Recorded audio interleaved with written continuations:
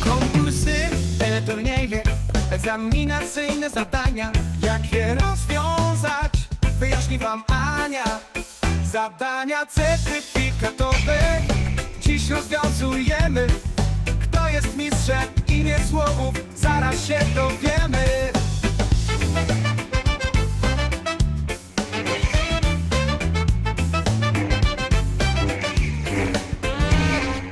Kto jest zawodników z różnych stron świata.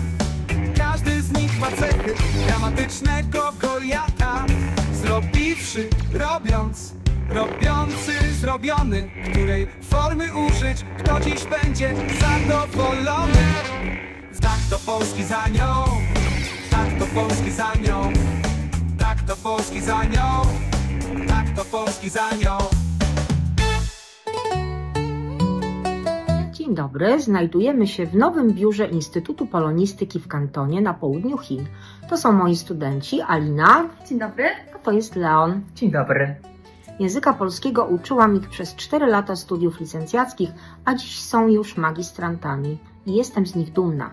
A to jest pani Renata Siegeń, lektorka NAWA, która uczy nas prawie 5 lat. Dzisiaj Ania pokaże wam, jak używać imię słowów w zestawach egzaminacyjnych. Zapraszamy! Chodź, Li.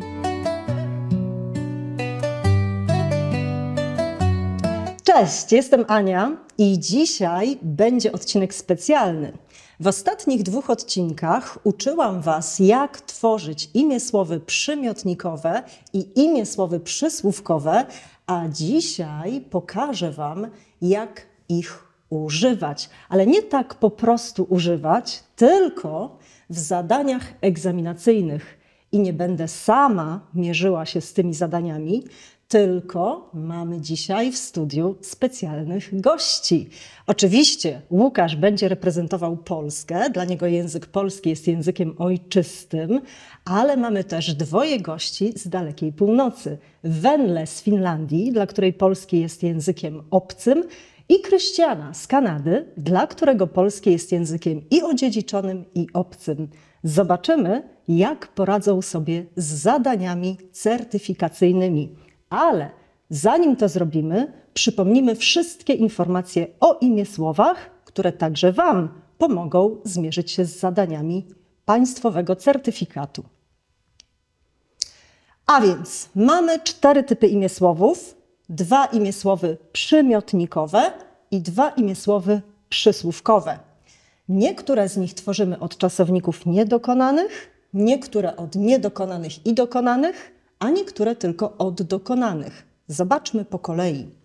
Po pierwsze, musicie pamiętać, że imiesłowy zakończone na oncy, oczywiście dla rodzaju męskiego, albo na any, ony, ny, ty, będą opisywały rzeczowniki. Dlatego nazywają się imiesłowami przymiotnikowymi. A więc na przykład widzimy tego mężczyznę, który jest aktywny, robi coś. Jeżeli mogę powiedzieć, to jest mężczyzna, który gotuje, czyli wiemy, że on jest aktywny, to inaczej mogę powiedzieć, to jest mężczyzna gotujący i tu używam imiesłowu.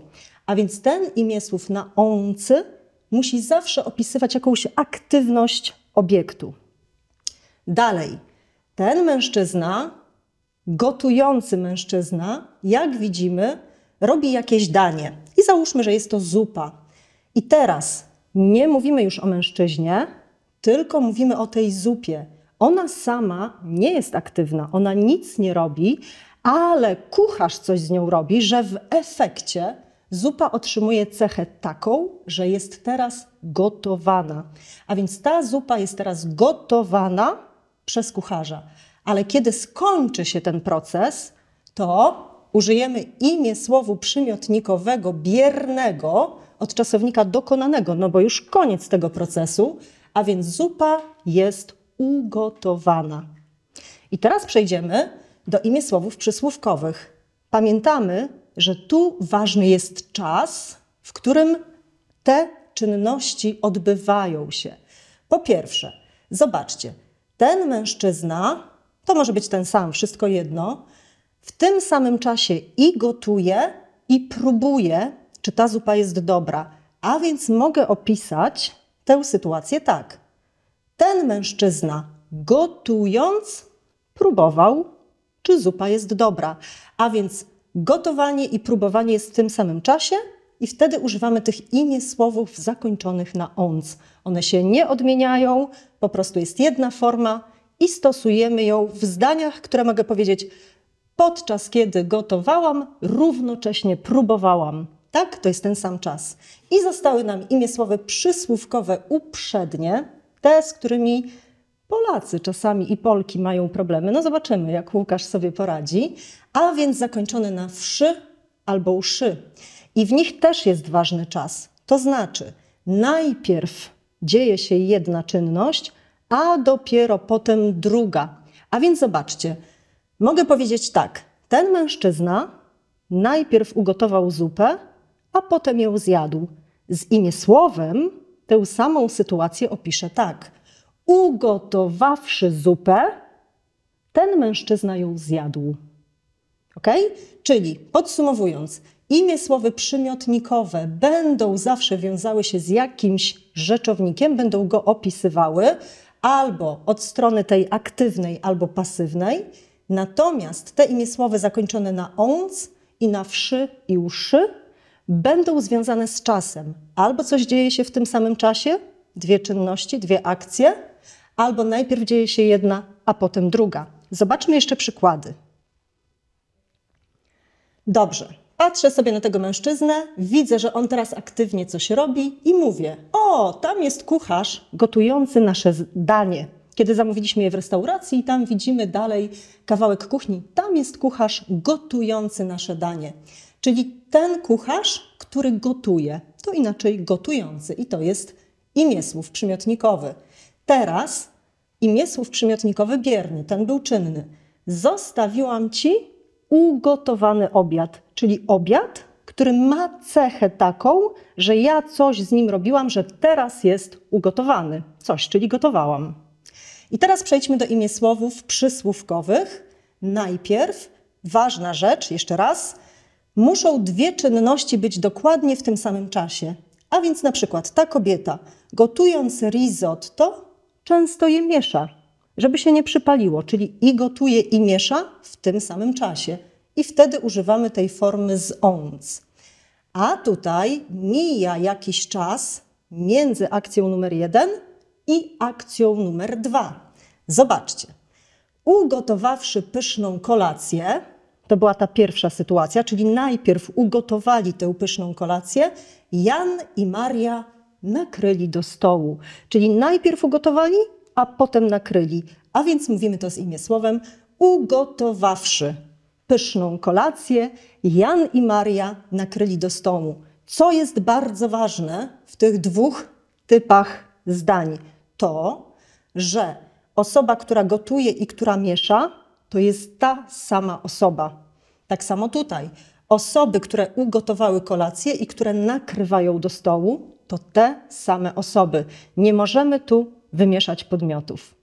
A teraz przejdziemy, ja się już tak bardzo cieszę, do myślę bardzo ekscytującej części, a więc poznacie za chwilę naszych gości i zobaczymy najpierw, jak razem sobie poradzimy z zadaniem certyfikatowym na poziomie B2. Wszystkie zadania, które dzisiaj Państwo zobaczą, pochodzą z 2019 roku ze strony certyfikatpolski.pl, gdzie można zobaczyć całe przykładowe egzaminy. I zadanie na poziomie B2 zrobimy razem, będziemy jeszcze tłumaczyć, dlaczego taka forma, a nie inna, a zadanie na poziomie C1 nasi goście rozwiążą samodzielnie. Zobaczymy, kto wygra i Wy też rozwiązujcie. Do zobaczenia za moment. Cześć, mam na imię Venla, jestem z Finlandii. Przeprowadziłam się do Polski takie 5 lat temu i teraz mieszkam tu i pracuję jako lektorka języka fińskiego. Cześć, mam na imię Krystian, jestem z Kanady, mieszkam w Warszawie już ponad 3 lata, jestem pilotem liniowym w Polskich Liniach. Cześć, jestem Łukasz, od 42 lat uczę się języka polskiego. troszeczkę się stresuję. Jeśli planujecie zdawać egzamin certyfikatowy na poziomie B2, to bardzo dokładnie nas słuchajcie i róbcie notatki. I teraz zobaczcie. Tak wygląda polecenie do tego zadania, a więc proszę zgodnie z przykładami podkreślić poprawne formy wyrazów podanych w nawiasach. No i wiemy, że chodzi o imię słowy. I teraz zobaczcie, mamy aż 3 przykłady. Dlaczego? Bo w przykładzie pokazane są wszystkie możliwe formy imiesłowów, jakich możecie się spodziewać w zadaniu. A więc to zadanie to instrukcja obsługi drukarki, informacje na temat bezpieczeństwa. Przed użyciem drukarki zapoznaj się z zasadami bezpieczeństwa i mamy tu 3 opcje: zamieszczając, zamieszczonymi i zamieszczającymi poniżej.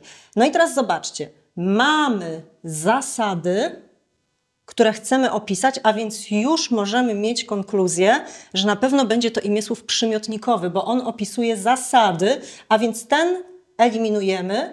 No i teraz, czy te zasady coś zamieszczają? Nie, one już są zamieszczone, a więc pasuje nam tylko ta opcja zamieszczonymi poniżej i jest to imię słów przymiotnikowy bierny. Nie musimy pamiętać, jak nazywa się który, ale musimy wiedzieć, którego użyć. Dalej, przestrzegając tych zasad, podkreślona dobra forma, unikniesz zagrożenia. Zobaczcie, w tym samym czasie, w którym przestrzegasz zasad, w tym samym czasie unikniesz zagrożenia. Dlatego jest imię słów zakończony na -onc.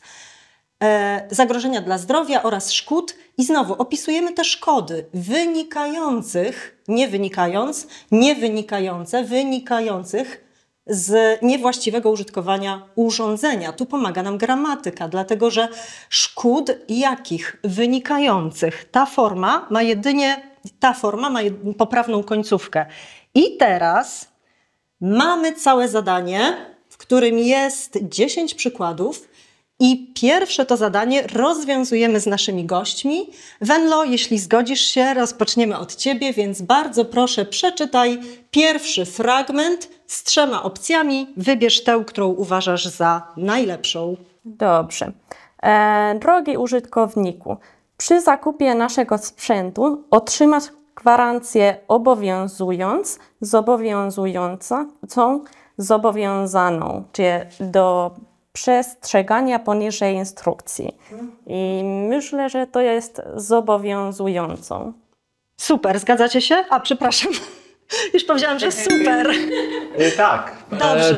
Tak, jak najbardziej. Dobrze, bardzo dobrze. A więc mamy zobowiązującą. Chciałabyś, Wenlo, powiedzieć, dlaczego ta opcja według Ciebie? Czy niekoniecznie? Czyli jaka to gwarancja? Jasne, świetnie. Gwarancję jaką? Zobowiązującą. I która nas zobowiązuje, a nie ona już jest jakoś zobowiązana. Świetnie. Krystianie, poproszę o drugi fragment od tego momentu przed. Przed podłączeniem drukarki do prądu upewnij się, że kabel nie jest uszkadzający, uszkodzony, uszkadzając, a w gniazdku... już kończymy tutaj. Tak, dobrze. jaki ten kabel? Uważam, że poprawna odpowiedź to jest uszkodzony. Co myślicie? Zgadzam się. Bardzo dobrze, brawo Krystian, super i brawo Wenla. Dlaczego? Jak myślisz, dlaczego tak jest? No bo panie profesorze, no tu chodzi o jakiś specyficzny kabel, prawda? Aha. Z którym już coś się stało. Bo ty go zepsułeś. Więc już jest uszkodzony. Więc jest uszkodzony. No, dobrze. Bardzo Tak? dobrze. Zobaczymy, jak poradzi. Pasuje. Obroniłem? Bardzo dobrze, obronił Krystian, tak, obroniłeś. I teraz Łukaszu? Tak, a w gniazdku jest napięcie wskazując, wskazujące, wskazane w instrukcji. Więc a w gniazdku jest napięcie wskazane w instrukcji. Aha, zgadzacie się? Tak. No tak, ale dlaczego? No właśnie, to jest dobre pytanie. Bo napięcie jakie? Wskazujące? A wszystko odpowiadają jakie? Wskazując, nie. No właśnie, ale dlaczego wskazane, a nie wskazujące? Bo już jest dokonane. Już jest w instrukcji napisane. A, tak? Bo to napięcie już jakieś jest. Ono nic nie robi teraz, ono jest pasywne, nie? i napięcie jest wskazane w instrukcji. Jak dla mnie, że ono już jest, no właśnie, już jest dokonane, że już jest, tak? No dobrze, każde tłumaczenie jest dobre, jeśli odpowiedź jest dobra, więc bardzo dziękuję i przechodzimy do Wenli. Proszę, następny Dobrze. fragment. Pamiętaj, że podłączane wiele urządzeń do jednego źródła prądu możesz spowodować jego przeciążenie. Myślę, że to jest pierwsza, czyli podłączając. Tak, zgadzacie się? Ja zgadzam się. Tak, ja też. A macie pytanie? Tym razem nie. Czekam na jego kolej. No aha, dobrze. A Wenlo, chcesz powiedzieć dlaczego? No, kiedy to robimy? Jasne, w tym samym czasie podłączamy, bo mamy tak, podłączając wiele urządzeń do jednego źródła prądu, możesz spowodować w tym samym czasie, kiedy podłączasz. Super, czyli dwie sytuacje dzieją się równocześnie. Bardzo dobrze. Krystian, numer 5. Dziękuję, Wenlo, super. Nie trzymaj drukarki w zbyt ciasnym lub niewentylowanym miejscu, a uchronisz ją przed czynnikami spowodowanymi,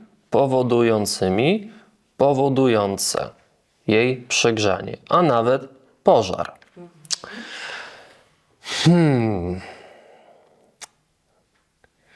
No dobrze. No, To jest trochę dla mnie tricky, ale Aha. wydaje mi się, jeżeli się nie mylę, a na pewno się mylę, to powodującymi?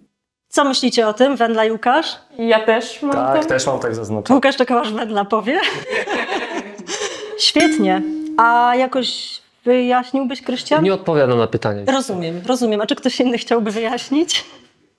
Zobaczcie, Że jeszcze nie jest dokonany. ale ważne jest to, że opisujemy czynniki. Jeżeli czynniki, czyli jakiś rzeczownik, to powodując od razu eliminujemy. I teraz, czy te czynniki są spowodowane, czy czynniki mogą powodować? Mogą. Jasne, dlatego powodującymi. Te, które powodują. Bardzo dobrze, świetnie. Super, Krystian i Łukasz, numer 6. Na razie wszyscy idziecie łeb w łeb. Czekamy na może jakiś... To teraz ja tak? Mam czytać? Chroń urządzenie przed dostępem wody i innych płynów, a także nie obsługuj, i teraz, włączającego, włączonego, włączając sprzętu mokrymi rękami. A także nie obsługuj, włączając. No pomyślmy. Chroń urządzenie przed dostępem wody i innych płynów, a także nie obsługuj sprzętu mokrymi rękami. Teraz jakie byś zadał pytanie? Sprzętu, który włączasz? Jakiego sprzętu? Włączonego. Czyli popełniłem błąd. Brawo! Chciałaś. I to nie jest wyreżyserowane. Bardzo dobrze, ale tak rozumiemy. Dlaczego? Ponieważ ten sprzęt, on już jest włączony. Już ta sytuacja się dzieje i ten sprzęt jest pasywny. Sam siebie nie włączył. Wszyscy się zgadzają w ogóle? Było pytanie? Tak? Trzeba było się uczyć. Dałaś szansy, bo wiesz, mogłem Przepraszam, wskazać, tak, przepraszam. Mogłem wskazać, ale nic się nie stało. Przepraszam, ale tak, jeżeli się wczytamy bardziej w treść zdania, jest łatwiej, nie? Żeby tak nie od razu decydować. Tak, oczywiście. Świetnie, bardzo dziękuję i poproszę Wenlę. Po zakończeniu pracy zawsze wyłączaj urządzenie z prądu. Używaj wtyczki. Pamiętaj, pociągnięty, pociągający, pociągając za kabel. Możesz go urwać, a także uszkodzić całe urządzenie. Myślę, że to jest pociągając. Co myślicie? Zgadzam się. Świetnie, super. A dlaczego? Bo robimy te czynności w tym samym czasie. Świetnie. Czyli jeżeli pociągnę, to mogę urwać w tym samym czasie. Świetnie. Zgadzam się z tą tłumaczeniem. Bardzo się cieszę. Ja tak samo uważam, że to jest dobra odpowiedź. Bardzo się cieszę, że wszyscy się zgadzamy. Bardzo dobra odpowiedź. I proszę, Krystianie, numer 8. Więc tak, wybierające, wybrane w mieszkaniu odpowiednią półkę. I mamy coś tam. Na miejsce dla twojej drukarki. Na miejscu dla twojej drukarki. I dalej jeszcze mamy upewnij się, że jest ona stabilna. To jest też ważne, że upewnij się, że ona jest stabilna. Wydaje mi się, Jakie że napięcie. Tak. wybierając. Co wy na to? Poprawna odpowiedź. Zgadzam się. Świetnie, dlatego że zobaczcie, znowu mamy sytuację, że wybierając tę półkę, upewnij się. W tym samym czasie, kiedy wybierasz, w tym samym czasie upewnij się. Świetnie, bardzo dobrze, Krystian, dziękuję. Łukasz, numer 9. Przeznaczoną. Przeznaczoną, a możesz przeczytać całe zdanie, bo to jest... Tak. Czyli od wybierając w mieszkaniu. Wybierając w mieszkaniu odpowiednią półkę, przeznaczoną na miejsce dla twojej drukarki, upewnij się, że jest ona stabilna. Czyli wybierając w mieszkaniu odpowiednią półkę, przeznaczoną na miejsce dla twojej drukarki, upewnij się, że jest ona stabilna. Zgadzacie się? Tak. Tak. Świetnie, Łukaszu. Super. Opisujemy tę półkę, tak? Która ma być już pasywna w stosunku... No, ma być pasywna po prostu, tak. Bardzo dobrze. I Wendlo, ostatnie zdanie dla ciebie. Jeżeli drukarka jest uszkodzona lub nie działa prawidłowo, skontaktuj się ze sprzedawcą lub punktem oferującym serwis urządzeń tego typu. Myślę, że to jest oferujący. Co wy na to? Zgadzam się. Tak. Świetnie, doskonale. A więc zobaczcie, jeszcze pokażę wam, osobom, które nas oglądają, wszystkie dobre odpowiedzi, żebyście mogli sprawdzić, czy tak samo rozwiązaliście to zadanie jak nasi goście, którym poszło świetnie, co oznacza, że bez problemu poradziliby sobie z tym zadaniem na poziomie B2. Zwróćcie uwagę, że nie ma tu imiesłowów zakończonych na uszy i wszy, czyli tych takich trochę dziwnych, można powiedzieć, czyli nie ma imiesłowów przysłówkowych uprzednich, ale będą one na poziomie C1. I za chwilę przejdziemy do poziomu C1 i jest to zadanie bardziej skomplikowane. Po pierwsze, bo wy sami musicie tworzyć odpowiednie formy, to już nie jest wybór jednej opcji z 3, a po drugie, w tym zadaniu mogą wystąpić wszystkie możliwe imiesłowy. Jeśli chodzi o czas, jaki zwykle mamy przeznaczony na takie zadanie, to mamy 8 zadań i 60 minut na nie, no to powiedzmy, że tak z 8 minut. I za chwilę ja rozdam te zadania naszym gościom. Oni w ciszy popracują, a potem sprawdzimy odpowiedzi. Wy też proszę rozwiążcie te zadania.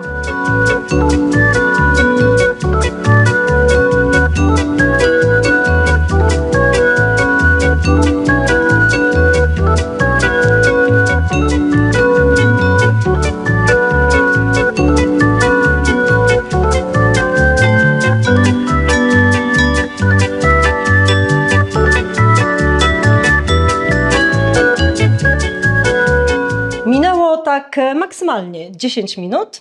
Nasza uczestniczka i nasi uczestnicy rozwiązali zadanie certyfikatowe. No i zobaczymy, jak im poszło. Ja przeczytam przykład, jak poprzednio na poziomie B2, tak i na poziomie C1. W przykładzie mamy wszystkie formy, których możemy spodziewać się w zadaniu. A więc zobaczcie, zostawiwszy w pokoju numer 4 teczkę z kompletem wymaganych dokumentów, Alina szła korytarzem. Najpierw zobaczcie, ona szła, ale wcześniej zostawiła, dlatego jest zostawiwszy teczkę z kompletem jakich dokumentów wymaganych, musimy utworzyć formę. Alina szła korytarzem, który prowadził, a więc prowadzącym do wyjścia. Zastanawiając się, i tu już poproszę Wenle, dobrze, o kontynuację tego zdania. Dobrze. Nad słusznością swego wyboru jadła batonik odwinięty przed chwilą nerwowo z papierka. Świetnie. Dlaczego taka forma? Bo jaki batonik? Świetnie, batonik, który wcześniej odwinęła. Bardzo dobrze, fantastycznie. Krystian, możemy drugie? Czy postąpiła właściwie, decydując na kierunek studiów? Super. Nie możemy zapomnieć o się, decydując się. Super. I Łukasz, może kontynuować? Polecony Na kierunek studiów. na kierunek studiów, polecony jej przez kuzynkę. Bardzo dobrze, świetnie. Czyli zobaczcie, czy postąpiła właściwie w momencie, w którym decydowała się, decydując się na kierunek studiów. I teraz, bardzo dobrze Łukasz powiedział, polecony jej przez kuzynkę. A czy macie pomysł, jak inaczej tu można byłoby jeszcze... Ten zamiast polecony? Coś bardzo podobnego, ale minimalnie innego. Polecony? Bardzo dobrze, Wenla, poleconych. A dlaczego Wenla? Świetnie. Dlaczego? Studiów? Jasne, bo polecony odnosi się do wyrazu kierunek. Kierunek jest polecony, ale jeśli chcemy opisać studia, studiów jakich? Poleconych. A więc tu zarówno opcja na kierunek studiów polecony jej przez kuzynkę, albo na kierunek studiów poleconych jej przez kuzynkę byłaby dobra. Jedna i druga. Świetnie. Super. I teraz poproszę Wenla, kolejny fragment. Podobne wątpliwości dopadały ją już wcześniej. Przypomniała sobie, jak założywszy konto w elektronicznym systemie rekrutacji na studia. Świetnie. I teraz jeszcze mamy dalej, że długo wahała się. Więc to wahała się jest ważne, ponieważ konto założyła kiedy? Wcześniej, w tym samym czasie? Wcześniej. Wcześniej, jasne, super. Przypomniała sobie, jak założywszy konto w elektronicznym systemie rekrutacji na studia, długo wahała się. I Krystian. Długo wahała się, nie będąc Super. Pewną. pewną, czy wprowadzić czyn, decyzję i tak dalej. Łukasz. Podjętą Świetnie. dość spontanicznie. Bardzo dobrze, czyli długo wahała się, nie będąc pewną, bo w tym czasie, kiedy się wahała, no to nie była pewna. Czy wprowadzić w czyn decyzję? Jaką decyzję? Taka, która już była przez nią podjęta, więc to jest imię słów przymiotnikowy, bierny. Świetnie. I Wenla, dość spontanicznie. A mającą przecież wpływ na jej przyszłość. Super. Dlaczego mającą? Do czego to się odnosi? To mającą? Decyzję. Świetnie. Decyzja była podjęta i ta decyzja ma realny wpływ. Bardzo dobrze, fantastycznie Wam idzie. I Krystian, ostatecznie... Jednak, no i tutaj się prześliznąłem, pani profesor. Aha. Napisałem, stwierdziła. No ale mamy czasownik utwierdzić, nie stwierdzić i musi być imię słów, bo to byłby może sens. Ostatecznie jednak stwierdziła, chociaż w przekonaniu to nie pasuje, a musi być imię słów, nie może być czas przeszły. Czyli teraz, Krystian, zobacz, ostatecznie jednak w przekonaniu, że plusy przeważają nad minusami, wybrała. Najpierw utwierdziła się, czyli to będzie ta taka dziwna forma. Ta szlachetna Tak. forma, utwierdziwszy Się. się. Brawo, bo musi być się. Widziałeś? Jak jest się? Potrafisz, tak? No, nie było łatwo. O, domyślam się. To była trudna Bardzo walka. świetnie. Czyli ostatecznie jednak, utwierdziwszy się w przekonaniu, że plusy przeważają nad minusami, wybrała biotechnologię. Super. Łukasz. Alina starała się odsunąć od siebie niepokojące ją myśli. Dobrze. Ale ja tu prawie popełniłem błąd, bo nie zauważyłem, że są myśli. Myślałem, że niepokojącą ją myśl. Jasne. I nagle dopatrzyłem, że tu jest plural, czyli liczba mnoga. I mówię, czyli trzeba Doskonale. poprawić o na e. Świetnie, bardzo dobrze. Czyli zobaczcie, Łukasz... Tu była pułapka. Tak, Łukasz, myślę, że nie jedna w tym tekście, ale Łukasz bardzo dobrze zwrócił nam uwagę na to, że myśli są w liczbie mnogiej, więc muszą być niepokojące myśli. Świetnie. I Wenla, ostatnie. Miała właśnie rozpocząć 3-miesięczne zasłużone wakacje i zamierzała z nich w pełni skorzystać. Świetnie. I dlaczego zasłużone? Do czego to się odnosi? No dlaczego? Jakie? No jakie, ale co jest jakie? Wakacje. No, jakie Wakacje, na które ona zasłużyła i one już są zasłużone. Super, doskonale, poszło Wam znakomicie. I teraz dla osób, które nas oglądają i przygotowują się do takiego egzaminu państwowego, to proszę sobie też przeanalizujcie na spokojnie wszystkie odpowiedzi. Niemniej my troszeczkę już porozmawialiśmy, właściwie tak, grupa, rozwiązawszy zadania, rozmawiała na temat swoich odpowiedzi i pierwotnie było troszeczkę trudniej, a więc zobaczcie, jak w naszym zestawieniu wypadli nasi uczestnicy. Wendla popełniła jeden drobny błąd. Tam rzeczywiście można się pogubić, dlatego że te zdania są bardzo długie, skomplikowane. Musimy zastanowić się, do czego odnosi się co, żeby dać dobrą formę. Krystian 2 razy miał taką pomyłkę, ale też dlaczego? Dlatego, że tam na przykład w numerze 2, jak sobie cofniemy, zobaczcie, mamy tak, numer 2. Czy postąpiła właściwie decydując się, a Krystian zrobił zdecydowawszy się na kierunek studiów. To ma sens, ale dlaczego nie może być? Bo zobaczcie, czy postąpiła właściwie wcześniej, podejmując tę decyzję. Dlaczego nie może być? Bo w nawiasie jest decydować się, a nie zdecydować się. Czyli musimy być bardzo, bardzo uważni, żeby nie dać jakiejś formy, która pasuje do tekstu, ale nie jest tą, o którą nas proszą. No i tutaj też był bezokolicznik, który w pewnym sensie pasuje do tego tekstu, no ale nie jest imiesłowem, więc tutaj też właśnie ta uważność. I Łukasz, no ja jestem pod ogromnym wrażeniem. Łukasz sam chyba jest Nie wierzę. To jest jakieś oszustwo, proszę pani. Sam byłem zaskoczony. On cały czas ściągał z mojej kartki i on ma wszystkie odpowiedzi. Coś tu nie gra. Rozumiem. W każdym razie, gdyby to był prawdziwy egzamin certyfikatowy i tak napisalibyście jak albo Wendla, albo Krystian, albo Łukasz, to bez problemu, jeśli chodzi o to zadanie, zdalibyście. Dlaczego? Dlatego, że na poziomie C1 z każdej sprawności, która jest testowana, trzeba otrzymać minimum 60%. Oczywiście tu mówimy o jednym zadaniu, ale w pewnym sensie to nam pokazuje, jak mógłby pójść cały egzamin. I tu mamy 90%, tutaj 80%, no i tutaj 100%. A więc naszym uczestnikom, naszej uczestniczce bardzo serdecznie gratuluję doskonałej znajomości języka polskiego. I zobaczcie, czy jest, zaraz będą brawa, czy jest to język polski jako rodzimy, czy jako obcy, czy jako odziedziczony, łamany na obcy.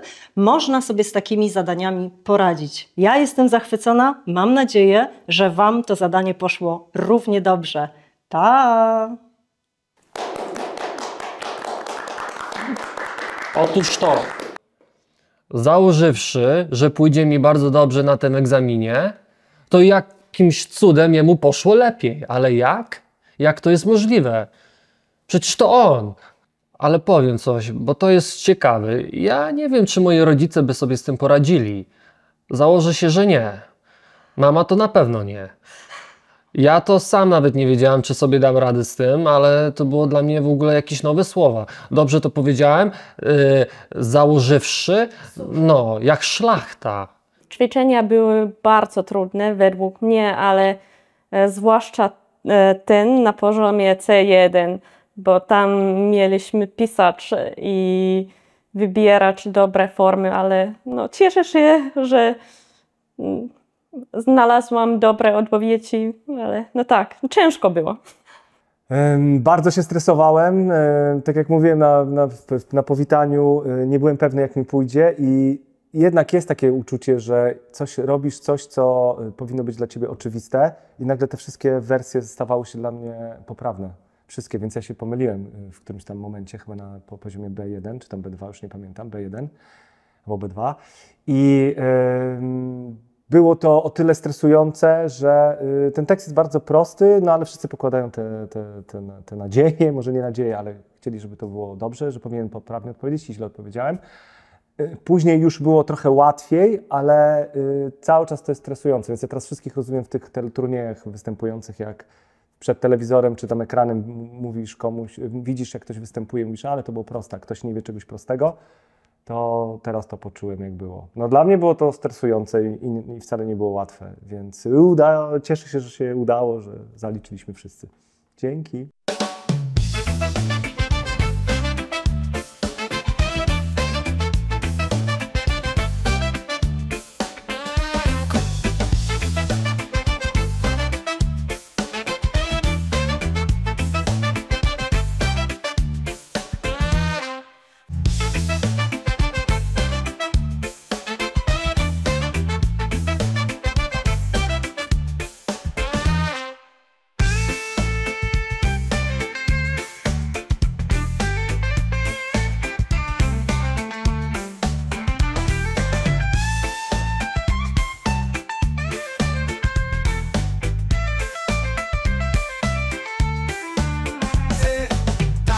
polski za nią.